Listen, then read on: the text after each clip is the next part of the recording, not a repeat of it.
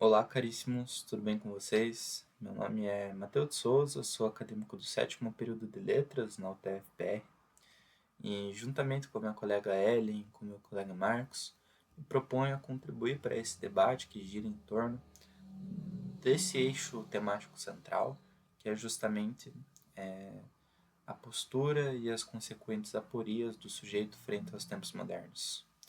Templo é tema de enorme complexidade e que pode ser tratado em seus diversos aspectos dentro de múltiplas áreas do conhecimento, turma.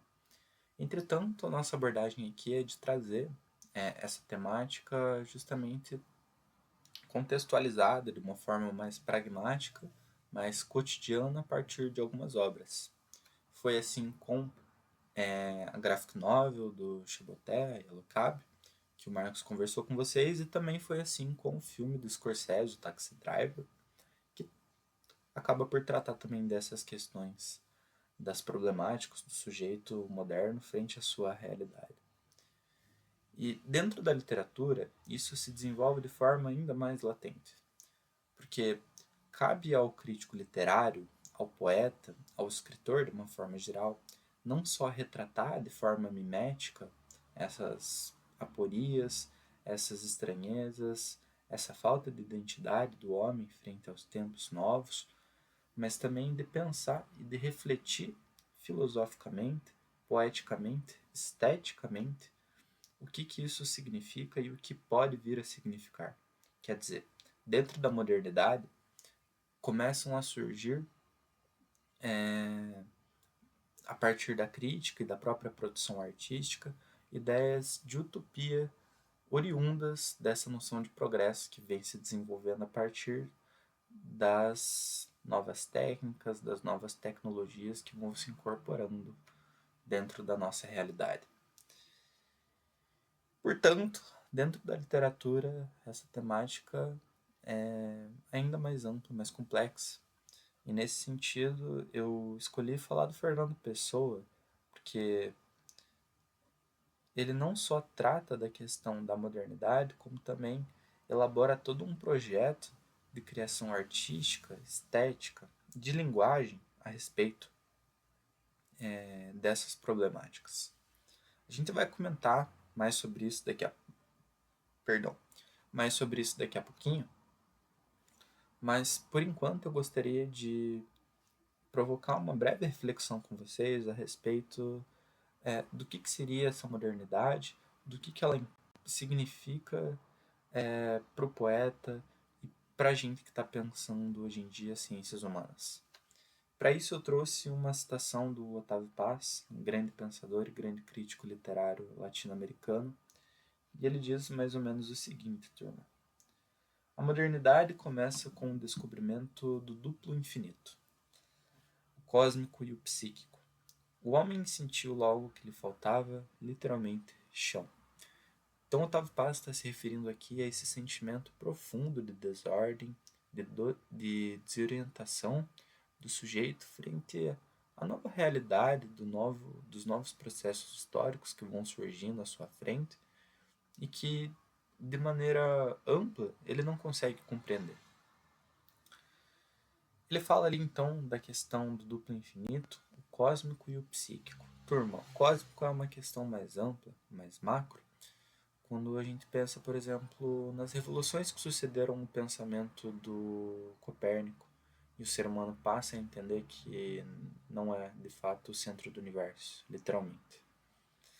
E na ordem psíquica, quando há então esse choque de realidade, essa frustração constante de entender que não há mais singularidade no sujeito, não há mais possibilidade de se erigir uma autonomia, um, de fato um sujeito ator da sua própria vida frente às novas hierarquias, frente aos novos relacionamentos sociais. Então, há aí uma dupla problemática. E outra problemática que cabe a gente pensar sobre é que na modernidade certa concepção de racionalidade surge a partir principalmente das ideias do Descartes, lá com o iluminismo, E essa ideia de racionalidade, esse racionalismo, acaba por ensejar uma ideia de progresso, um progresso muito associado com o desenvolvimento da técnica. Essa ideia de progresso, ela acaba por alienar o homem da sua própria natureza e, consequentemente, da sua concepção de humanidade que antes permeava, que antes era perpassada através das tradições culturais ou até mesmo da forma da organização social. Então, frente a esse cenário, o Fernando Pessoa, que é um moderno por excelência, começa a pensar essas questões. Mas antes de entrar na literatura propriamente dita, eu gostaria de fazer também aqui uma breve apresentação do Fernando Pessoa Pessoa. Então, uma rápida biografia que pode ajudar a gente a entender um pouco sobre a sua própria obra.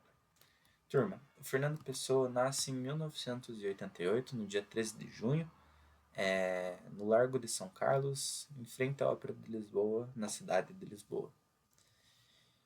Em 1896, ele, juntamente com a sua mãe e o seu padrasto, embarcam para uma cidade chamada Durban, na África do Sul, e retorna somente em 1905, inclusive ao ano que ele se matricula pela primeira vez no curso superior de letras. O Pessoa, desde molequinho, tinha uma certa predileção pelas letras, pelas palavras. Há alguns relatos, inclusive, de que ele, com 6, 7 anos de idade, já cantava quadrinhas autorais para sua mãe, e sua mãe ficava então responsável por transcrever para a forma escrita essas quadrinhas, essas poesias do Fernando Pessoa. Então, desde menino já possuía grande aptidão para com as letras. E principalmente a partir de 1916, o Fernando Pessoa começa também a demonstrar uma certa tendência pela criação de personagens poéticos, sendo o primeiro deles o Alexander Search, e 2 anos depois, em 1908, Just So, respectivamente a sua contraparte inglesa e a sua contraparte francesa. Isso são, turma, o que a gente chama de heterônimos do Fernando Pessoa. Justamente essas figuras, essas personas poéticas que surgem para demonstrar cada uma das estéticas, cada uma das concepções de arte do Fernando Pessoa. Em 1914 surgem então os primeiros escritos, os primeiros poemas e odes dos 3 principais heterônimos do Fernando Pessoa, sendo eles o Alberto Caeiro, o Ricardo Reis e o Álvaro de Campos. Para a gente aqui, interessa mais o Campos, e eu vou explicar isso mais para frente também. Mas desde o seu nascimento, Pessoa perpassa por vários momentos relevantes, significativos na condução do processo de consolidação da modernidade. Ele é testemunha de toda essa verve, essa confusão frenética industrial que irrompia principalmente pelo descobrimento do petróleo naquela época, no final do século XIX, né? E as consequentes linhas de produção, principalmente fordistas, dos automóveis, novos produtos industriais muito populares na época, impulsionados então pela descoberta dos combustíveis fósseis. Então o Fernando Pessoa ele vê nascer toda uma indústria automobilística, as primeiras usinas elétricas, os primeiros redutos de gás, a classe operária que vai se somando cada vez mais conforme a expansão das metrópoles e também a expansão do próprio parque industrial europeu como um todo. Fernando Pessoa é testemunha disso. E por que eu estou falando tudo isso? Situar historicamente o sujeito Fernando Pessoa é importante, é fundamental, eu diria, quando a gente olha para a sua obra. A obra dele, pilar do modernismo português e europeu, de uma forma geral, está associada a um projeto de reconstrução da linguagem, de reconstrução do signo, que vai justamente contra essa ideologia profundamente imbricada pelas ideologias, pelas questões industriais, pelas questões burguesas. Então, o Pessoa foi talvez o baluarte desse paradigma. Ele é um poeta crítico, buscava para si a incumbência de representar e nomear o ser, de uma forma geral, o que não se esgota meramente na referencialização cígnica do objeto. O que isso quer dizer? Não é somente nomear o objeto, se referir a ele a partir do seu signo, do seu significante, mas entender o que aquilo ali pode significar a partir de outras acepções, de outras formas de se pensar a própria linguagem. O Fernando Pessoa, e talvez isso seja o único ponto fulcral que intersecciona os seus heterônimos, ao menos o Caeiro, o Reis e o Campos, realiza pela poesia a violentação do signo ideológico, também transgride os limites do próprio gênero poético. O Álvaro de Campos, heterônimo do Fernando Pessoa, nasce em Tavira, na cidade de Algarve, às 1h30 da tarde do dia 15 de outubro de 1890. Sim, o Fernando Pessoa inventava uma localidade de origem para a pessoa, um horário específico, signos, data, era bem detalhado. Isso tudo porque não eram somente meros personagens, mas sim contrapartes da sua personalidade poética como um todo. Então, Álvaro de Campos é essa figura profundamente tocada pelas sensações, mas diferente do Alberto Caeiro, também muito ligado a esse sensacionismo, que gozava da sensação fecundada pelos objetos, ou seja, o objeto provocava nele uma sensação, era assim o Caeiro. O Campos é diferente, são sensações que se desdobram a partir de uma subjetividade própria, que se desenvolve pelo contato com os objetos. É como um eco do exterior no interior do sujeito. Então ele lega esse sensacionismo do Caeiro, porém não a sensação que parte dos objetos reais, mas parte de si mesmo. É importante para a gente entender essa característica do Álvaro de Campos, porque agora a gente vai ler um poema dele. Antes disso, eu gostaria aqui de colocar uma citação do Segolin, que é um crítico famoso, talvez o mais famoso, estudioso do Fernando Pessoa e dos seus heterônimos, e diz mais ou menos assim: toda a poesia de Pessoa é uma tentativa de, através da crítica da linguagem e do poético, reencontrar a palavra primeira, a palavra sagrada e mítica que reconcilia o signo com o ser das coisas e o homem com o mundo. É justamente isso que eu estou tentando passar para vocês. O projeto maior do Pessoa é tirar toda a ideologia da palavra e transformar essa palavra em algo que nos conecte diretamente com o objeto, com as coisas, com o ser. Então, o Fernando Pessoa tem não só uma questão poética, mas também uma questão ontológica na sua reconfiguração da linguagem. O Álvaro de Campos faz isso através das suas sensações, através dos seus ímpetos, que podem se desdobrar a partir de diversas outras coisas.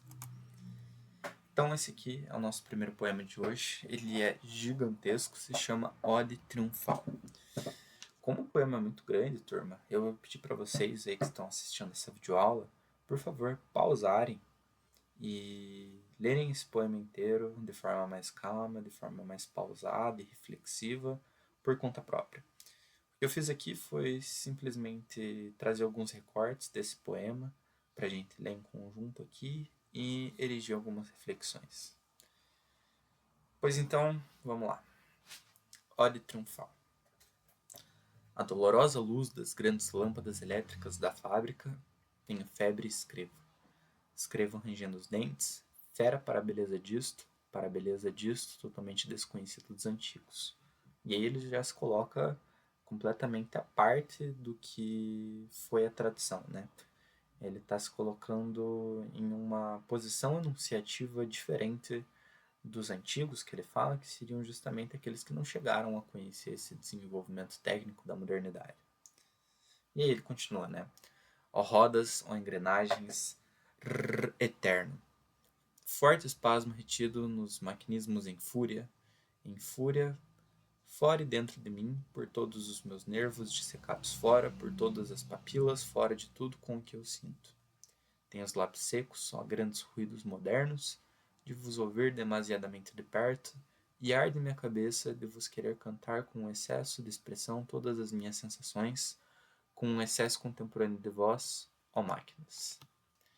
Em febre, olhando os motores como uma natureza tropical, grandes trópicos humanos de ferro e fogo à força, canto e canto presente, e também o passado e o futuro, porque o presente é todo o passado e todo o futuro. E há Platão e Virgílio dentro das máquinas e das luzes elétricas. Só porque houve outrora e foram humanos Virgílio e Platão, e pedaços de Alexandre Magno do século talvez 50, átomos que hão de ir ter febre para o cérebro de Ésquilo do século 100. Andam por essas correias de transmissão e por estes êmbolos e por estes volantes, rugindo, rangendo, ciciando, estrugindo, ferreando, fazendo-me um acesso de carícias ao corpo, numa só carícia à alma. Ah, poder exprimir-me com todo um motor se exprime, ser completo como uma máquina, poder ir na vida triunfante como um automóvel último modelo. Poder ao menos penetrar-me fisicamente de tudo isto, rasgar-me todo, abrir-me completamente, tornar-me presente. A todos os perfumes de óleos e calores e carvões desta flora estupenda, negra, artificial e insaciável. Esses 3 pontinhos significam um corte da turma, ou seja, um intervalo, um gap entre um verso, entre uma estrofe e outra. Ah, como eu desejaria ser o soutenir disso tudo. O soutenir é uma expressão para rufião, para gigolô, para cafetão. Então, Fernando Pessoa, Álvaro de Campos, está colocando aí que ele gostaria de ser justamente o gigolô de todos esses processos industriais que vão se desdobrando. E como isso, de alguma forma, o traz um prazer físico, um prazer quase que sexual.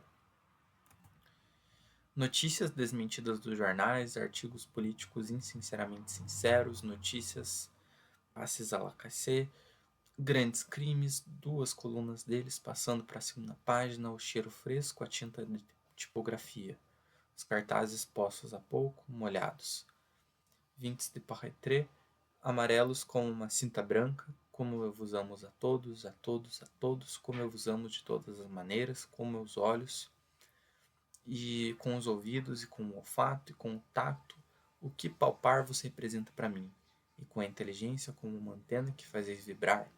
Ah, como todos os meus sentidos têm sido de vós. E aí entra a questão do sensacionismo, da sinestesia, porque o Álvaro de Campos está entrando em um estado alucinado aqui de sensações.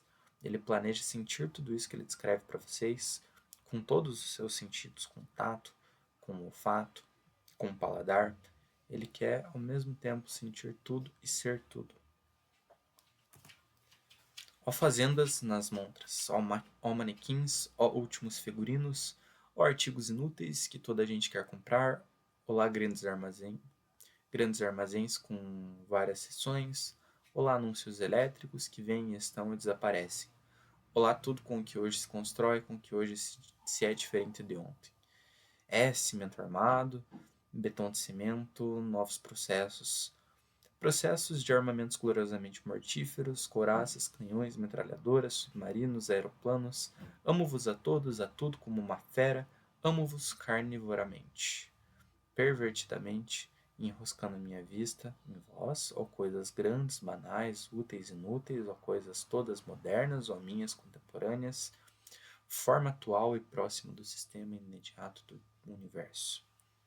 Nova revelação metálica e dinâmica de Deus.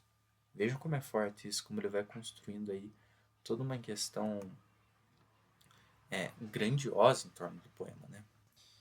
Eu podia morrer triturado por um motor, com um sentimento de deliciosa entrega de uma mulher possuída.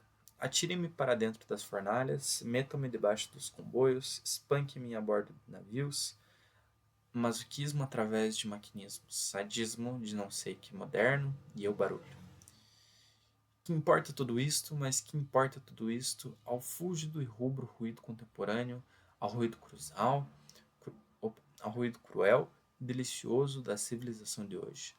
Tudo isso apaga tudo, salvo um momento de tronco nu e quente como um fogueiro, um momento estridentemente ruidoso e mecânico, um momento dinâmico, passagem de todas as bacantes do ferro e do bronze e da bebedeira dos metais. E finalizando o poema, ele faz então a sua exaltação máxima à modernidade. Eia comboios, eia pontes, eia hotéis à hora do jantar, eia aparelhos de todas as espécies, férreos, brutos, mínimos, instrumentos de precisão, aparelhos de triturar, de cavar, engenhos, brocas, máquinas rotativas. Eia, eia, eia. Eia eletricidade, nervos doentes da matéria, eia telegrafia sem fios, simpatia metálica do inconsciente.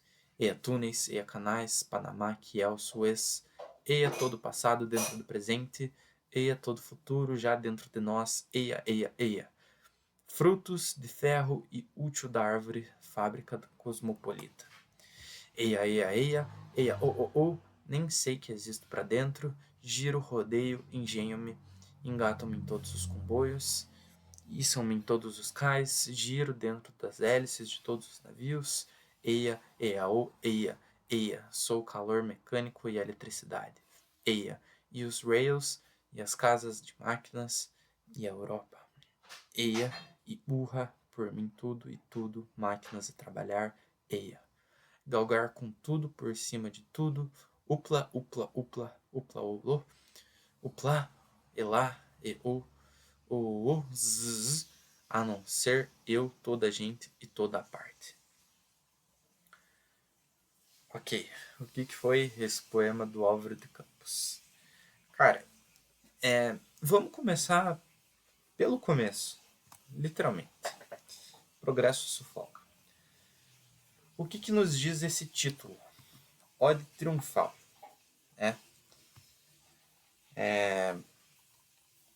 Assim, turma, ode, vocês bem sabem, significa, em uma definição ampla, né, a dimensão do poema lírico no canto. Um poema feito para se cantar algo, para se exaltar algo. É como um elogio, sempre em tom de exaltação.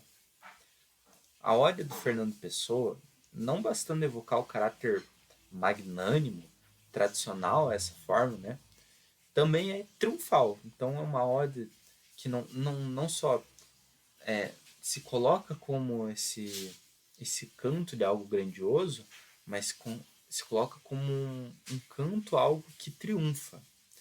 Então, essa ode é grandiosa, ela é espetacular, ela tem uma qualidade que hiperboliza o próprio significado de ode.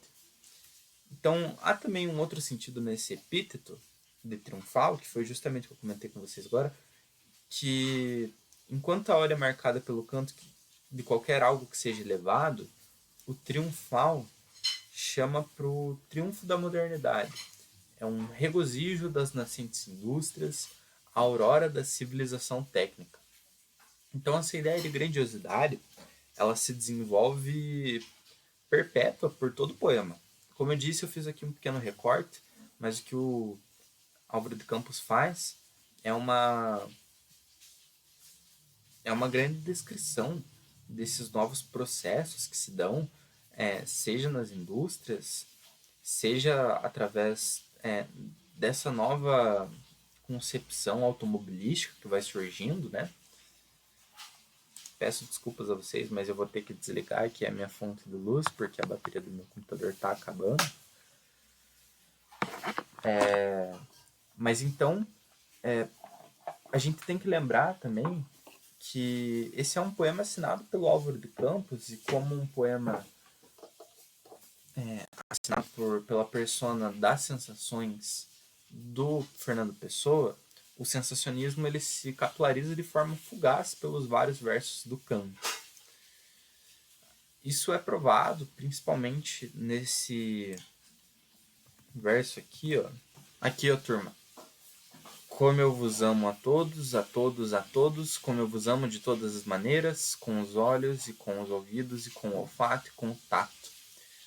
O que palpar vos representa para mim. isso vai se repetindo, tá? Essa sinestesia a partir desse verso aqui mais explicitamente, mas vai se colocando de forma repetida ali por todo o poema. Isso é um dos claros sinais do sensacionismo que eu comentei com vocês, dessa forma de se envolver fisicamente e depois em forma de pensamento com os objetos que estão colocados aí dentro dessa ode. Mas qual que é o ideal do Álvaro de Campos frente a essa nova realidade moderna que rompe? E rompe de forma furiosa, de forma abrupta. Sentir tudo que acontece de todas as maneiras. Sentir tudo numa histeria de sensações. Sentir tudo e identificar-se com tudo. Mesmo com as coisas mais aberrantes. Ele até fala no verso, né? Poder exprimir-me todo como um motor se exprime, ser completo como uma máquina, poder ao menos penetrar-me fisicamente de tudo isso, rasgar-me todo, abrir-me completamente a todos os perfumes de óleos e calores e carvões. Então esse eu lírico, ele está tentando a todo custo sentir todos esses estímulos que chegam para ele e de forma cada vez mais direta a ponto de incorporar esses objetos à sua própria identidade, de se tornar essas máquinas, esses motores, esses fios de eletricidade. Ele quer sentir isso, ele quer ser, ele quer se transformar nisso. Tal é o seu grau de empolgação frente a esse novo cenário, frente a essa modernidade que rompe. E por falar nessa questão do gozo, nessa questão do prazer, o eu lírico está o tempo todo nesse estado de prazer, e as declarações são até de forma orgasmática. O desejo maior é se diluir em um amontoado de sensações. É do tesão que a gente está falando aqui. As sensações são elevadas à instância da volúpia. Não é só uma sensação de brisa, de contentamento, um certo prazer momentâneo, não. A gente está falando de um lírico que quer se transformar em tudo, ser tudo, sentir a tudo de forma voluptuosa mesmo. Um outro ponto que eu gostaria de trazer para vocês aqui nessa reflexão breve é que há traços do Fernando Pessoa ortônimo, ou seja, o Fernando Pessoa mesmo, em alguns versos ao longo do poema que são irônicos e que apresentam a outra face do avanço industrial. Então ele vai colocando ali algumas coisas que não necessariamente são elogios, mas que trazem boa parte do que também é esses processos de industrialização, desses processos de modernização. Isso, de alguma forma, eu acredito que seja reflexo da própria voz do Fernando Pessoa ortônico. Então essa estesia que se perpetua através dos versos é reflexo justamente desse ensejo maior de sentir a tudo e de querer se transformar em tudo isso. Há uma confusão, portanto, em última instância, entre ser humano e máquina, entre ser humano e não humano. É o que a gente chamaria de transhumanismo, essa confusão, essa falta de identificação para consigo mesmo frente à intervenção do maquinismo, das tecnologias dentro da nossa própria constituição humana. E aqui não receio, não uma crítica, não um protesto a isso, mas sim uma profunda histeria, uma exaltação, uma querência desse processo.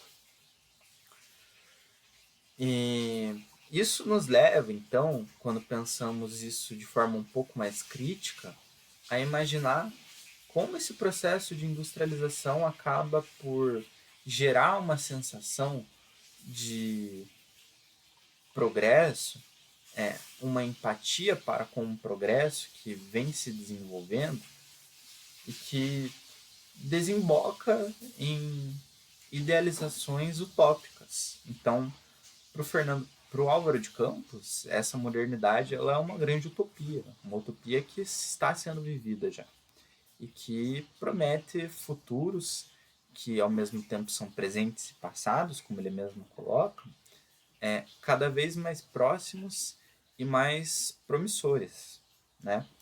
Então essas utopias elas vão se desenredando conforme as idealizações múltiplas aí dos artistas modernistas, sendo então Álvaro de Campos uma dessas expressões. E qual seria então a contraparte dessa modernidade? Quer dizer, eu comentei com vocês que existe ali uma certa ressalva por parte do ortônimo, né? Do Fernando Pessoa ortônimo com relação a isso, mas há também uma certa contraposição dentro do próprio Álvaro de Campos. Não estamos falando aqui de personagens simples, planos. Existe complexidade, existe contradição dentro desses próprios personagens. Então aqui eu trouxe mais um poema, chama Poema em Linha Reta. Também muito importante dentro dessa nossa reflexão aqui. O que ele vai falar? Nunca conheci quem tivesse levado porrada. Todos os meus conhecidos têm sido campeões em tudo. E eu, tantas vezes reles, tantas vezes porco, tantas vezes vil, eu, tantas vezes irrespondivelmente parasita, indesculpavelmente sujo. Eu, que tantas vezes não tenho tido paciência para tomar banho. Eu, que tantas vezes tenho sido ridículo, absurdo, que tenho enrolado os pés publicamente nos tapetes das etiquetas, que tenho sido grotesco, mesquinho, submisso e arrogante, que tenho sofrido enxovalhos calado, que quando não tenho calado, tenho sido mais ridículo ainda.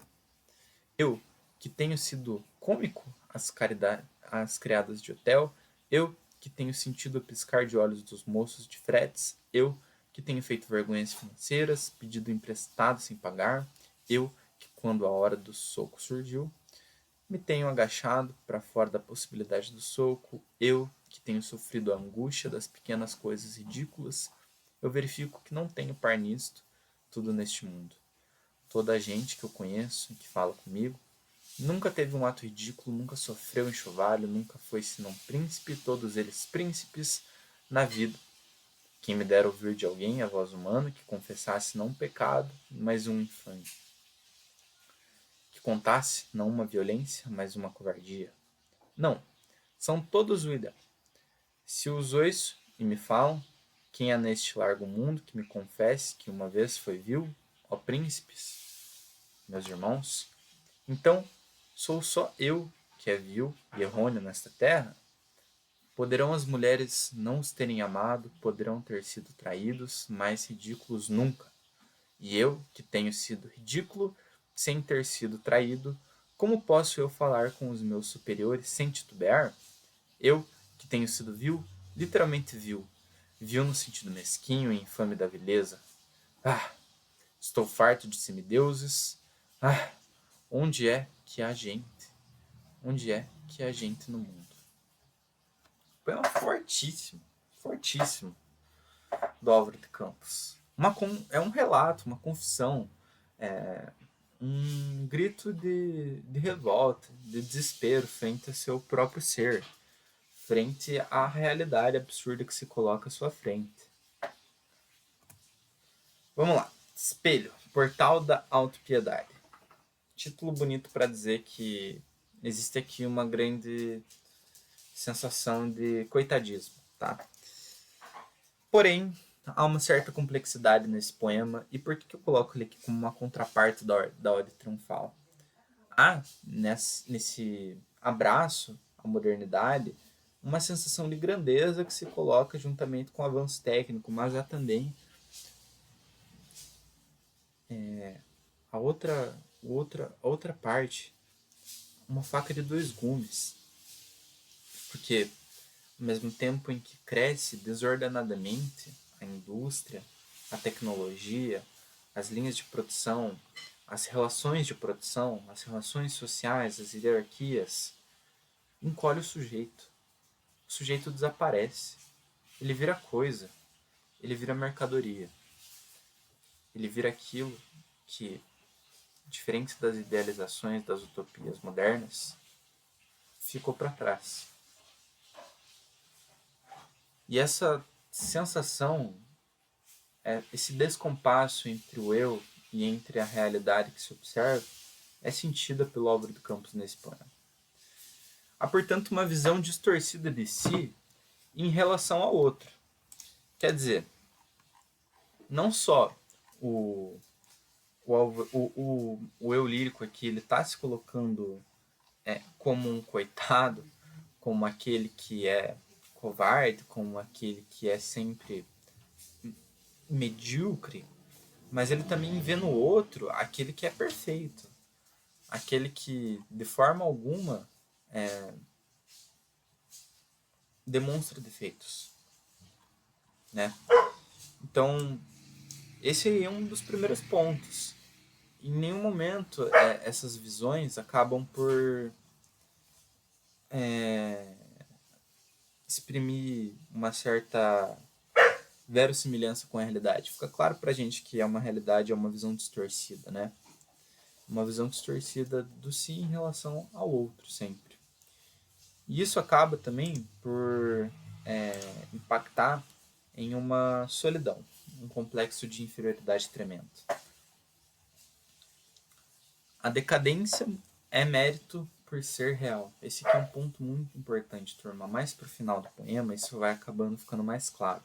Quer dizer, o eu lírico, ele tem uma revolta tão grande com toda essa idealização dos outros que acaba por bradar violentamente o seu próprio mérito em ser real, em ser sincero consigo mesmo. Quer dizer, você que é perfeito, que não é covarde, que não é ridículo, que não sofre enxovalhos, apesar de se colocar nesse pedestal de plenitude, não tem, não dispõe do mérito de ser verdadeiro, de ser sincero consigo mesmo. Temos idealismo também, temos traços do ortônimo na crítica irônica, igualmente na ordem triunfal, mas aqui esses aspectos se expressam de maneira diferente. Esse desejo de sentir tudo, de ser tudo, não é estendido a objetos, mas sim ao outro, em relação às pessoas. Há aqui, então, uma certa percepção interpessoal que faz com que essa percepção equivocada do eu lírico só possa existir frente ao contato com o outro. Isso é uma reflexão moderna, modernista por excelência. Né? Já os traços do ortônimo na crítica irônica, a gente consegue compreender como sendo justamente essa realidade completamente descolada do eu lírico em se colocar em situações absurdas que a gente consegue de alguma forma entender e achar uma certa relação através das relações sociais que a gente tem pela internet hoje em dia. De encontrar no Instagram modelos de vida perfeitos que a gente nunca vai conseguir viver, nunca vai conseguir reproduzir porque aquilo de fato não corresponde a uma realidade, mas que dentro daquele microespaço é real. E como isso afeta a nossa mentalidade, né? Que de fato é real. Enfim, são essas as reflexões desse segundo poema. E aí, para fechar, então, todo esse percurso que a gente tem tido, desde o início da nossa discussão, eu deixo para vocês uma sugestão de atividade muito interessante, que é uma proposta de produção textual individual, pode ser feita no formato de um ensaio crítico, ou até mesmo de um ensaio acadêmico, dependendo, ou até mesmo em formato de relato, no qual o aluno, você, querido telespectador, pode registrar suas impressões sobre as obras analisadas e, a partir disso, discorrer sobre a sua identificação com as reflexões que foram colocadas aqui, se há alguma relação da sua vida com os personagens comentados, com as situações expostas. E dentro desse comando da proposta, eu deixo bem explícito aqui que as considerações suas devem levar em conta a sua vivência também na internet, mais especificamente nas redes sociais. E se você enxerga consegue encontrar paralelos entre as relações que se estabelecem nas redes sociais e os acontecimentos descritos no filme, na graphic novel e nos poemas. Esse modelo de avaliação, ele permite para a gente identificar se você conseguiu compreender, se você conseguiu de alguma forma se relacionar de forma mais profunda, não só com as obras colocadas aqui, mas com o seu próprio contexto frente a essa modernidade que não cessa de se desdobrar. A contemporaneidade nada mais é do que uma extensão da modernidade, colocada em diversos outros aspectos. Então, a partir desse exercício intermediático entre as três obras que a gente analisou, cabe aí, então essa reflexão que você deve colocar de forma escrita e pode desenvolver para a gente fechar com chave de ouro, então, essa nossa jornada. Queridos, eu agradeço do fundo do meu coração pela atenção de vocês. Novamente, eu, Ellen e Marcos, deixamos aqui os nossos votos de gratidão para você que, de fato, conseguiu compreender o que a gente está trabalhando e que, de alguma forma, foi capaz de alcançar uma reflexão mais profunda a respeito dos temas tratados, tá? Então, é isso. Obrigado pela atenção. Tenham todos um ótimo dia, uma ótima tarde, uma ótima noite, em qualquer horário que você estiver assistindo esse vídeo. Tchau, tchau.